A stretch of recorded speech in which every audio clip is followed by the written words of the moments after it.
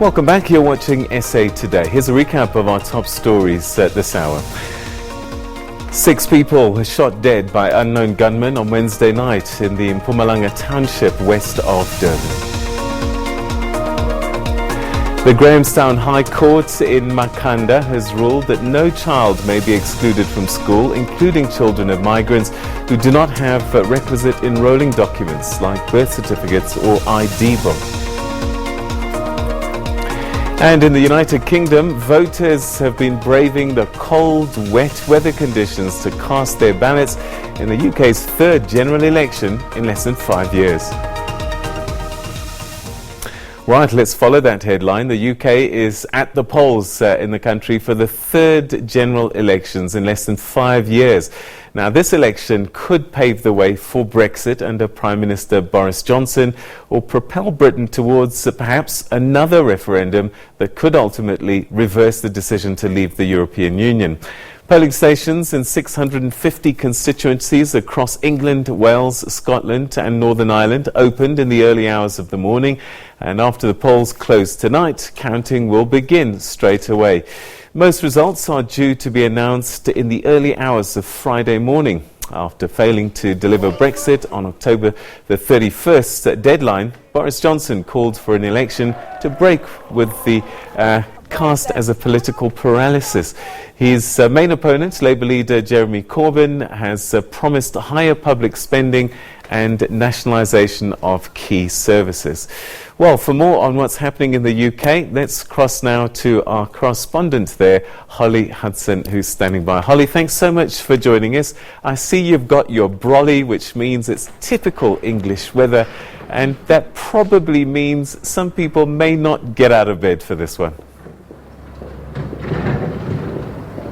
Yes, that is a big question in this election. Of course, this is the first general election to be held here in the UK in winter since 1923, so almost a century. How is that going to affect turnout? Voting is very much underway now. It began here at 7 a.m.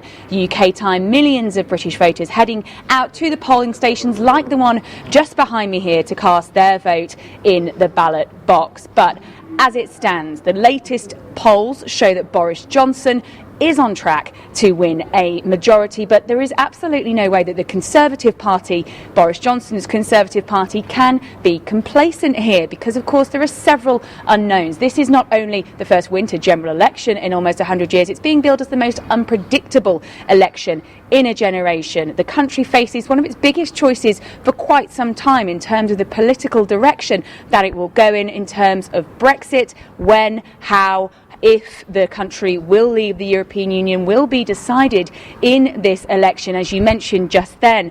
This, obviously, Boris Johnson called this election to hopefully get the majority that he wants, to slide his oven-ready deal, as we keep hearing, through Parliament and get Brexit done by the current deadline of January 31st. However, there are several obstacles still in his way, not least the fact, as you said, this is an election taking place in winter. It is cold, it is wet. It will be dark later on as well. Will that affect turnout? Also, there is a campaign for tactical voting. Will that affect things as well? The Remain side trying to stop a Conservative majority. All right, so you've mentioned a few things there, the polls, for example, and I wonder how reliable are they, because they missed it with the whole Brexit story in the first place.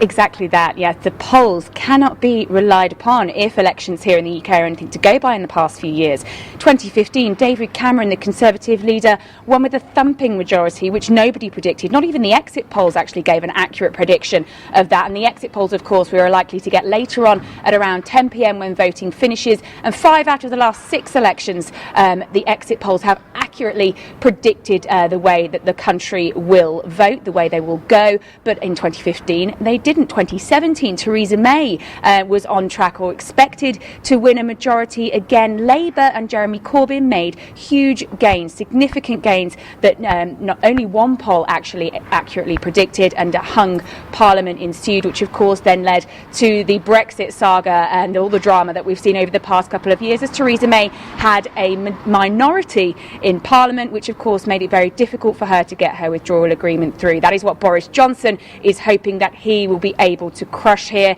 and stop. He's been, of course, canvassing across the country, up and down, across the past few weeks. 5 weeks of campaigning we've seen that ended yesterday. Boris Johnson targeting those marginal seats where that usually vote Labour sort of safe seats, but that also voted Leave. And that is the key here.